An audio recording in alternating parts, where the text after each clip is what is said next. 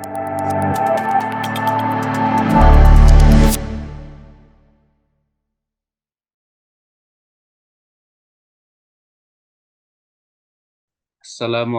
warahmatullahi wabarakatuh.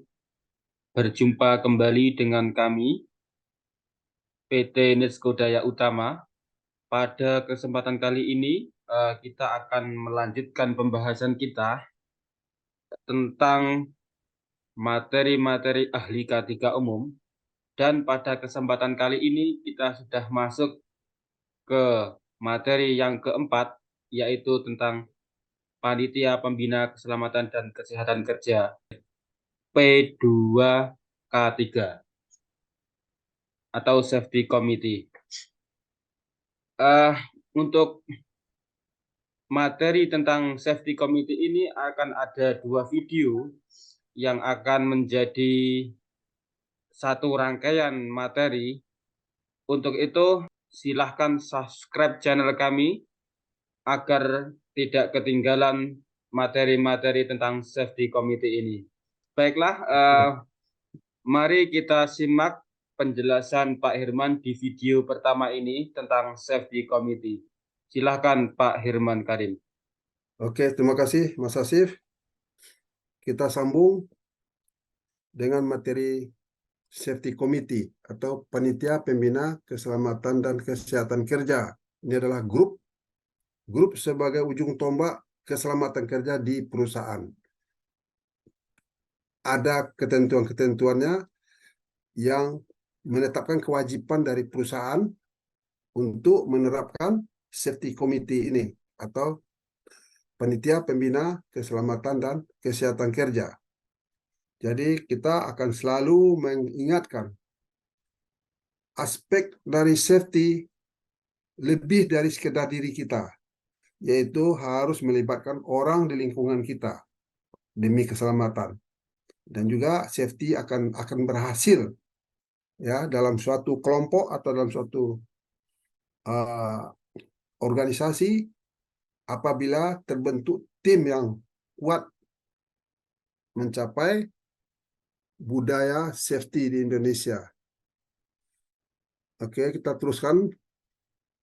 Jadi Safety Committee atau Panitia Pembina Keselamatan dan Kesehatan Kerja ini sudah jelas untuk keefektifan dari Safety Committee ini. Maka dibuatlah ketentuan-ketentuan oleh pemerintah, peraturan. Ya. Tadi dibilang atau disinggung sudah oleh Mas Asif, ada 20 item yang harus dibahas untuk ahli K3. Jadi kita sudah melaksanakan kebijakan ketiga, ya, videonya dan Undang-Undang 1970 yang sangat komprehensif dan sangat membantu untuk membuat terciptanya lingkungan kerja yang selamat. 53 tahun, tapi ya sudah sebenarnya tidak terlalu sesuai dengan kehendak dari 1970 ini, apa yang terjadi sampai sekarang. Oke, sudah dasar-dasar ketiga atau konsep dasar ketiga kita sudah selesaikan dengan sekitar 7 video kalau tidak salah ya. Dan sekarang video mengenai P2K3 atau Safety Committee ya, Safety Committee atau Panitia Pembina Keselamatan Kerja, grup yang wajib harus ada di perusahaan dengan ketentuan-ketentuan yang akan kita bahas. Oke. Panitia Pembina K3 atau P2K3, wadah kerjasama antara unsur pimpinan sana. Jadi manajemen ya, perusahaan dan kontraktor yang bekerja untuk perusahaan ya. Maka dibutuhkan lagi di sini nih hubungan yang diatur oleh pemerintah dalam bentuk kontraktor safety management system. Dan tenaga kerja dalam menangani. Jadi hubungan antara perusahaan, kontraktor, dan tenaga kerja dalam menangani masalah ketiga di perusahaan. Jadi yang ini pemahaman dulu mengenai apa yang harus dicapai oleh P2K3 ini, yaitu adalah safety culture, yaitu budaya safety. Ini didapatkan dengan adanya komunikasi. Komunikasi ini sangat penting. Komunikasi ini sangat holistik ya. Dari awal kita sudah dibilangkan harus berkomunikasi ya. Dari awal itu maksud saya dalam Al-Quran ya, Al-Quran itu dibilangkan ikra ya, bacalah. Bacalah itu bagian dari komunikasi. Surat yang pertama diturunkan oleh Yang Maha Kuasa agar manusia berkomunikasi. Jadi ini penting kali. Saya sangat terkesan dengan himbauan untuk komunikasi ini. Yang berikut ya, jadi di komunikasi itu banyak yang akan dibahas. Yang berikut adalah event analysis. Di analisa ini, analisa determines why errors occur. Nah, ini saya ingat nenek saya bilang apa? What if analysis? Nenek saya bilang. Ya, apa itu artinya? Analisa bagaimana kalau. Ini penting kali dalam safety apalagi ya. Safety untuk kehidupan juga. Bagaimana kalau kamu gagal dalam sekolah? Itu nenek saya bilang. Bagaimana kalau kamu terjadi kecelakaan? Bagaimana kalau kamu dikeroyok orang karena kamu nakal? Katanya. Bagaimana kalau? That's mean what if analysis.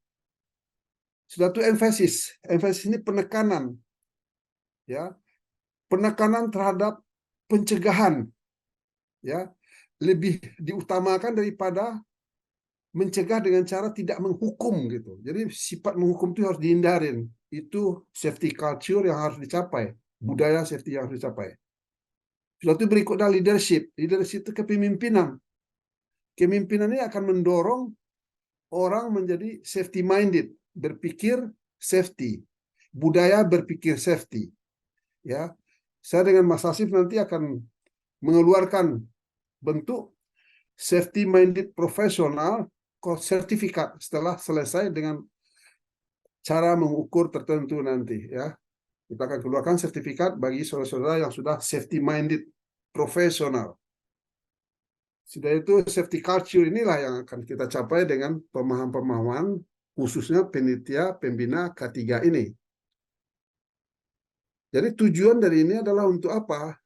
Safety committee ini yaitu itu akan mengcover, akan mencakup masalah kritis ya, kritism, suatu ide-ide, suatu adanya feedback ya, suatu adanya persepsi-persepsi terhadap keselamatan kerja, persepsi terhadap kecelakaan, persepsi terhadap hal-hal yang mungkin akan terjadi, suatu kebutuhan-kebutuhan ya, kebutuhan yang dibutuhkan untuk jalannya safety, dan suatu SOP-SOP standar operating prosedur bagaimana melaksanakan kerja sesuai dengan standar yang ditetapkan. Ini penting kali. Latar belakang, background, ya, meningkatkan komitmen pimpinan perusahaan. Ya, karena komitmen pimpinan perusahaan ini yang lemah. Suatu backgroundnya juga ingin mempercepat birokrasi yang efektif, karena birokrasi yang tidak efektif itu sudah terkenal, sudah terbentuk di Indonesia. Suatu akan mempercepat pengambilan keputusan, ya, tidak bertele-tele yang sering kita hadapin. Sudah itu pengawasan tidak langsung, ya, pengawasan tidak langsung, ya, atasan biarpun dia di WC, biarpun dia di rumah atau di mana, pengawasannya tetap dia monitor apa yang terjadi di tempat kerjanya. Kemungkinan atau hal-hal ini harus dibiasakan untuk cara pikir P2K3 ini, panitia pembina keselamatan kerja ini. Ada 11 atau 10 ya hal yang harus dihindarin, harus dibiasakan gitu ya. Maksudnya di sini definisi dari yang harus diapa mengenai budaya ketiga ini mungkin akan terlalu jauh untuk dibahas. Selanjutnya kita bilang sini ada 10 prinsip budaya keselamatan ya. Misalnya yang pertama itu adalah definisi budaya keselamatan. Budaya keselamatan adalah keseluruhan dari apa yang dilakukan dan dilakukan organisasi dalam upaya mencapai keselamatan. Ya, apa yang dilakukan oleh organisasi dalam upaya mencapai keselamatan. Yang kedua, adanya sistem keselamatan pasien ya dari manual akreditasi komisi gabungan. Jadi yang berurusan dengan apa ini panitia pembina keselamatan kerja ini sifatnya sangat sangat menyeluruh, ya. Suatu mendefinisikan budaya keselamatan sebagai produk keyakinan individu dan kelompok organisasi. Itulah prinsip budaya keselamatan. Itu dalam bentuk apa? Misalnya nilai, ya, nilai value, nilai suatu sikap, attitude, ya, sikap, attitude. Suatu adalah persepsi. Persepsi kita mengenai hal-hal yang berhubungan dengan keselamatan, ya, dengan hal-hal yang berhubungan dengan keselamatan di perusahaan. Suatu kompetensi. Kompetensi adalah suatu keahlian yang didapat dari beberapa unsur. Misalnya pendidikannya resmi, punya keahlian, punya sertifikasi, mendapatkan pelatihan-pelatihan, mendapatkan wewenang dengan sertifikasi yang dikeluarkan, itu yang dinamakan kompetensi. Kita udah bahas di video yang lalu mengenai kompetensi. Suatu pola perilaku. Pola perilaku ini yang berhubungan dengan behavior, ya. Behavior. Ini behavior ini juga sangat menarik, harus dimiliki oleh orang safety. Salah satu behavior yang baik untuk orang safety adalah sifat yang proaktif. Apa itu proaktif? Datang dia sebelum dipanggil, pergi dia sebelum disuruh. Oh, sampai begitu? Ya, begitulah orang yang proaktif. Tahu dia what's going on, tahu dia apa yang sedang terjadi di sekelilingnya, ya, apalagi di sekelilingnya. Tahu dia apa yang sedang terjadi. Itu perilaku orang safety. Safety minded profesional yang kita bahas, yang kita capai, yang kita bentuk pada diri kita, orang-orang safety. Suatu yang menentukan komitmen terhadap mutu dan keselamatan. So, mutu itu berhubungan dengan keselamatan. Quality dengan safety itu tidak bisa dipisah sebenarnya. Kalau kita lihat lebih luas, ya. Ini dan sudah digabung safety management system dengan quality management system, sudah digabung, termasuk lagi lingkungan. Ini dasar hukumnya yang harus dimiliki. Undang-Undang 1930, 1970 yang pertama, ya, ini sudah kita bahas. Ini Undang-Undang UAP, yaitu peraturan menteri. Apa Undang-Undang UAP disinggung di sini ini? Karena Undang-Undang UAP ini menjelaskan masalah-masalah bahaya, ya. Karena di Undang-Undang UAP itu ada, di Undang-Undang UAP itu dibahas. Kita akan dikenalin bahaya api, bahaya tekanan, pressure, high pressure, ya, suatu bahaya-bahaya lain. Itu di Undang-Undang UAP 1930 dan masih dipakai sampai sekarang, ya, dengan lampiran-lampiran khusus dari Depnaker. Suatu Permenaker nomor 3 ini nomor 4 Men 1987 dan Menaker nomor 2 1992 dan Menaker nomor 4 1995 dan peraturan pemerintah SMK 3 P05 Men 2012. Ini bagian yang akan kita bahas juga secara terperinci pada video-video yang akan datang. Manfaat P2K3, ya. Apa manfaat P2K3A? Yaitu mengembangkan kerjasama bidang keselamatan kesehatan kerja. B, meningkatkan kesadaran dan partisipasi tenaga kerja terhadap K3. Kesadaran ini, ya, kesadaran membangunkan kesadarannya, ya. Yang C apa? Forum komunikasi dalam bidang K3 harus dibentuk forum komunikasi. Seperti bilang dari awal tadi bahwa komunikasi adalah sangat krusial, sangat penting. Kalau D apa? Menciptakan tempat kerja yang nihil kecelakaan. Nihil kecelakaan berarti zero accident. Dan penyakit akibat kerja tidak terjadi. Ya, penyakit akibat kerja ini kenapa? Banyak mengabaikan keharmonisan lingkungan kerja, yaitu bahaya ergonomis. Tugas pokok dari P2K3 memberikan saran dan pertimbangan di bidang K3 kepada manajemen, penguasa, pengurus, direktur di tempat kerja, diminta maupun tidak diminta. Karena ini dasarnya adalah hukum. Fungsi P2K3 apa selanjutnya? Yaitu menghimpun dan mengolah data dan unjuk kerja K3. Jadi kinerja ketiga itu harus dikelola. Ya, ada cara-cara mengelola itu akan kita bahas di materi ahli ketiga ini. Suatu membantu menunjukkan dan menjelaskan faktor-faktor bahaya, tingkat risiko, dan penerapan kontrol, menetapkan perencanaan program ketiga tahunan. Suatu yang ketiga, faktor yang mempengaruhi efisiensi dan produksi dari perusahaan. Produktivitas. Karena ujung-ujungnya sebenarnya produktivitas. Keselamatan dijaga, di diseriusin ya, itu agar produktivitas kita itu minimal terjaga, kalau bisa ditingkatkan.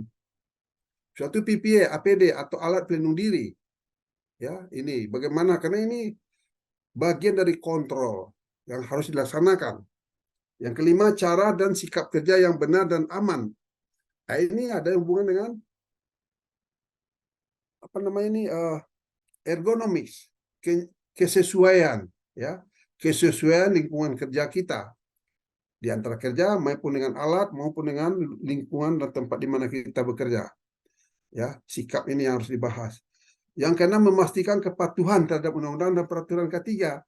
So, undang-undang dan peraturan K3 itu akan menunjukkan bahaya sebenarnya. Akan kita kenali bahaya melalui undang-undang dan peraturan K3. Ya, itu kita sudah bahas di video-video yang lalu. Kalau fungsi P2 ketiga apa? Membantu pengusaha atau pengurus. Ya, jadi membantu perusahaan lah kesimpulannya di sini. Satu, mengevaluasi cara kerja, proses dan lingkungan kerja, ya, dievaluasi cara kerja. Tentu harus sesuai dengan keselamatan. Proses dan lingkungan kerja. Proses itu adalah prosedur kerja. Dan lingkungan kerja apa? Lingkungan kerja karena ada bahaya di lingkungan kerja. Secara komprehensif kita bahas itu. Ya. Yang kedua, fungsi P2 ketiga, tindakan koreksi dan alternatif. Tindakan perbaikan dan apa kira-kira kemungkinan yang bisa dikerjakan agar aman. Itu yang alternatif misalnya. Tindakan yang alternatif. Suatu ketiga, mengembangkan sistem pengendalian bahaya. Ya, bagaimana? Bahaya ini harus dikendalikan risiko dari bahaya. Ya, jadi harus dikembangkan caranya. Ini kita sudah bahas juga, tapi disinilah fungsi P2 ketiga harus kelihatan. Mengevaluasi penyakit, kecelakaan dan penyakit akibat kerja. Jadi terjadi kecelakaan, ya, penyebab kecelakaan dan apa namanya lagi ini, penyakit akibat kerja, maka harus dievaluasi. Dievaluasi ini mungkin dilakukan investigasi, penyelidikan, dicari penyebabnya. Kecelakaan itu pasti ada penyebabnya. Itu sudah berupa konsep dasar. Yang kelima, mengembangkan penyuluhan dan penelitian. Jadi ini maksudnya adalah training-training, pelatihan-pelatihan dan pendidikan dan penelitian, ya, dalam hubungan mencari sesuatu yang kemungkinan ada bahaya-bahaya tersembunyi.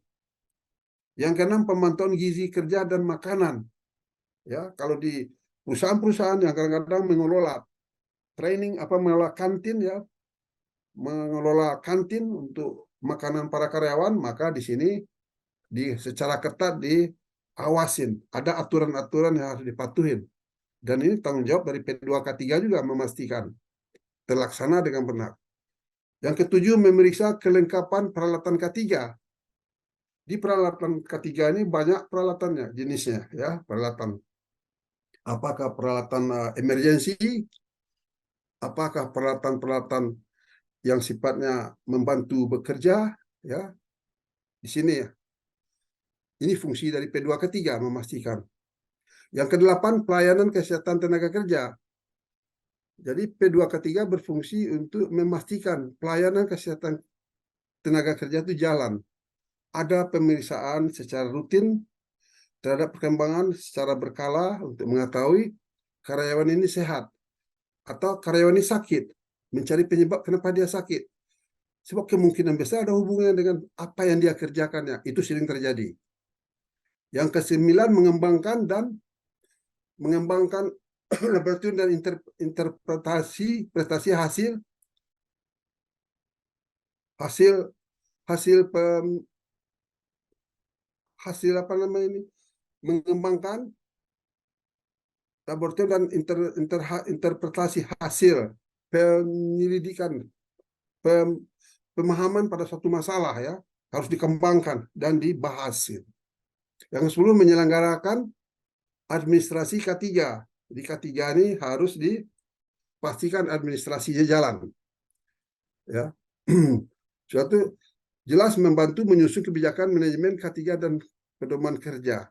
Jadi membantu menyusun kebijakan manajemen. Kita sudah bahas mengenai kebijakan dari awal, dari video yang nomor berapa itu dulu. Sudah itu kebijakan manajemen K3 dan pedoman kerja. Apa yang dia dimaksud pedoman kerja? Ini sama dengan pedoman teknis kerja dan sama dengan standar operating prosedur. Jadi pemahaman ini akan akan jelas nanti sebagai fungsi dari P2K3. Peran P2K3 selanjutnya apa?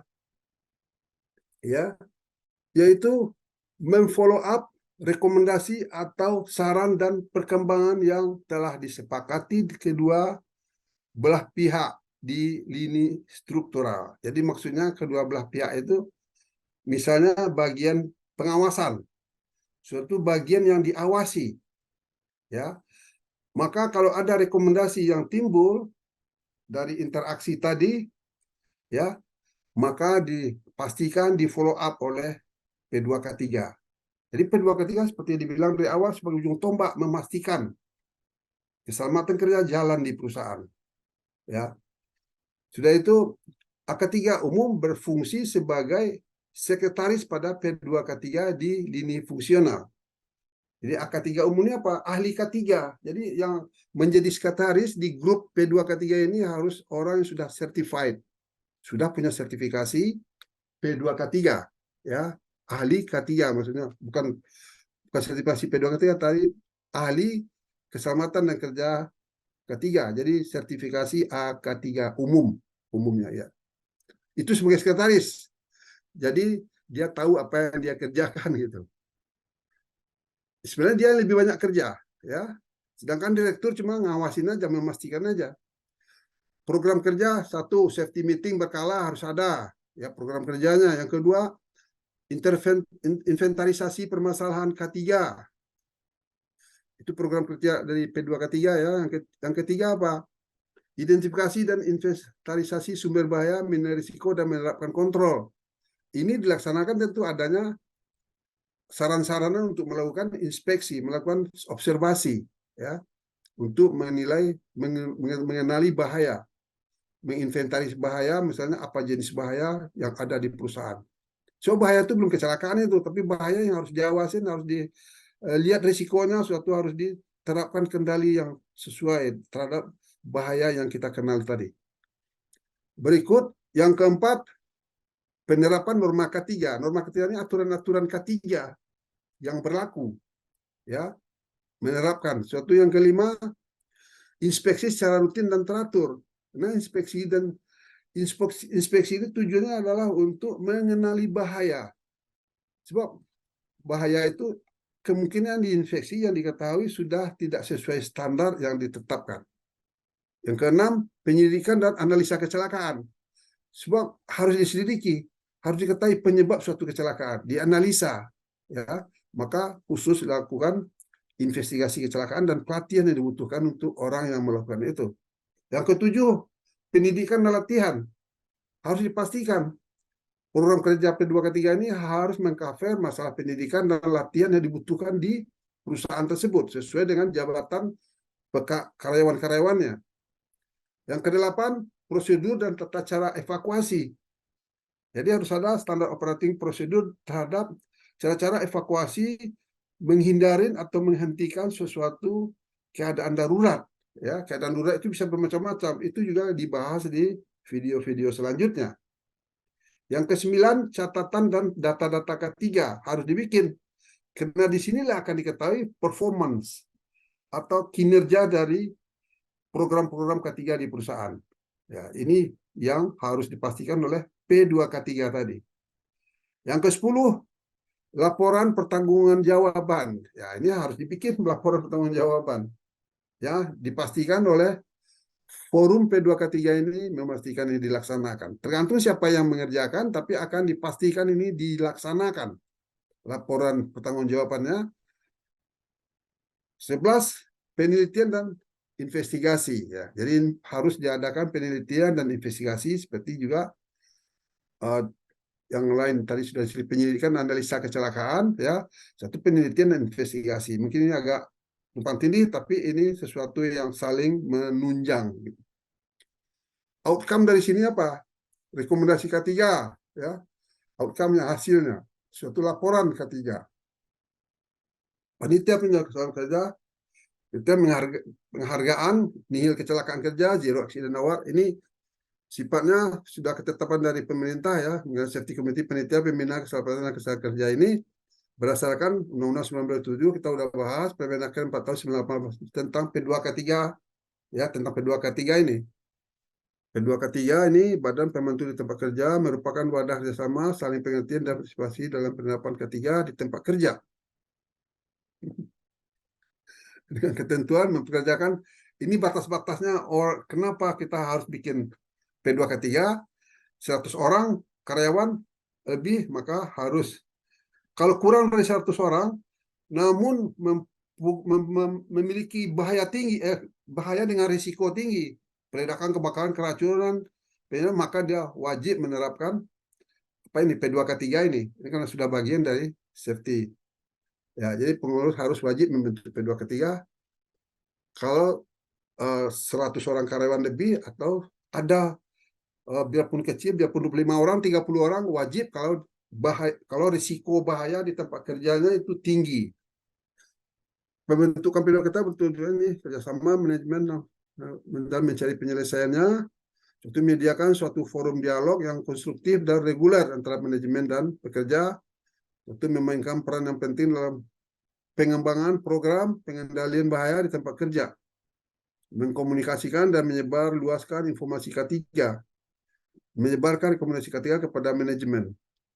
Susunan P2K3 seperti ini. Susunan keanggotaan P2 unsur pengusaha pengurus, unsur pekerja. Susunan pengurus P2K3 ada ketua, sekretaris yang ahli K3 tadi, anggota, karyawan ya. Persyaratan sekretaris P2K3, ahli K3 dari perusahaan seperti yang disinggung. Karakteristik umum pengurus dan anggota P2K3 yang punya tujuan yang sama menjadikan tempat kerja yang aman dan sehat untuk semua orang. Jadi ini lebih cenderung pengulangan dari yang kita bahas tadi secara detail. Melakukan komunikasi antara pengusaha dan pengurus dan tenaga kerja sebagai tim penyelesaian masalah K3, problem solving team. Ya, ini urutan denahnya. Pembentukan P2K3, perusahaan menetapkan struktur, pengesahan P2K3, pelaporan, permohonan, sampai ke Departemen Tenaga Kerja RI, penerbitan SK, pengesahan, Menaker RI, dan pelantikan resmi P2K3 perusahaan. Ya, anggota P2K3 tadi dari bilang ini pengusaha atau pengurus memberikan kerja, ketua, pimpinan, dan sekretaris harus ahli K3, anggota penerima kerja di perusahaan.